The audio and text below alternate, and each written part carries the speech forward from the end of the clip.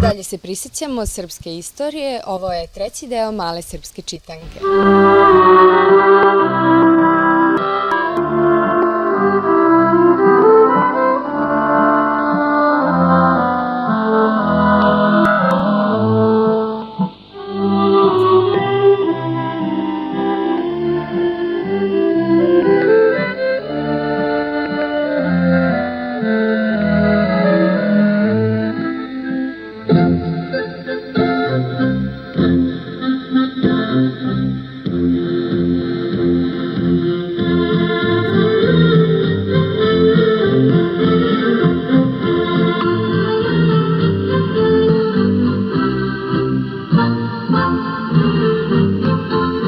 Obično se misli da je prva prestonica Srbije u Miloševo doba bila Kragujevac i to je tačno, ali samo donekle.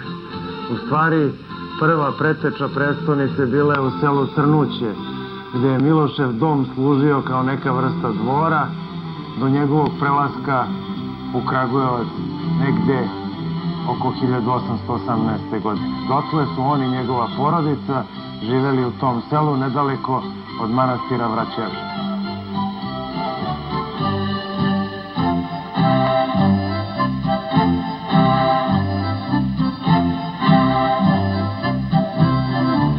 Evo nas u Miloševoj prestonici u Kragujevcu. Nalazimo se na mestu gde je bio glavni konak kneza Miloša, ali nažalost ta zgrada nije preživela, izgorela je u požaru. Ali ovo iza mene što vidite, to je Amidžin konak. Ovde se još nalaze najstarija srpska gimnazija, osnovana u Miloševo doba. Ovde se nalazi Narodno pozorište, prvo u Srbiji, koje je isto tako osnovano u Miloševo doba.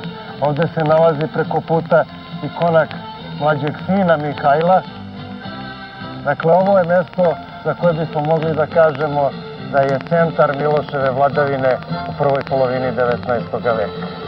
Zato ćemo upravo ovde ispričati nekoliko priča o najvećem srpskom vladavcu 19. veka i ocu obnovljene Srbije, knezu Milošu Obrenoviću.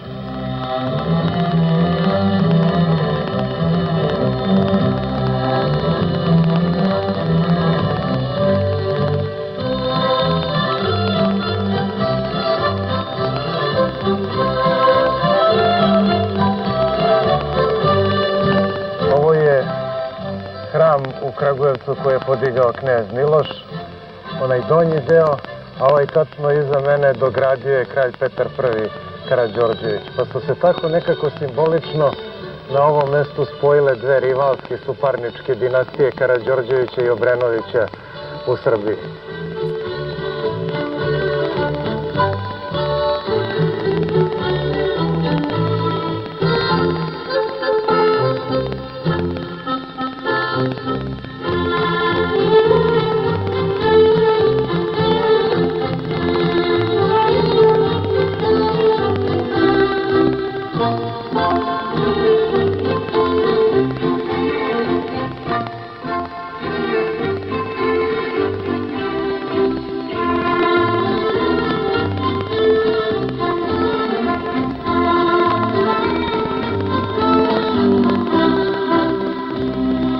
Sretenjski ustav, dakle prvi ustav u obnovljenoj Srbiji, donet je upravo u ovoj zgradi iza mene, staroj Narodnoj skupštini ovde u Kragujevcu.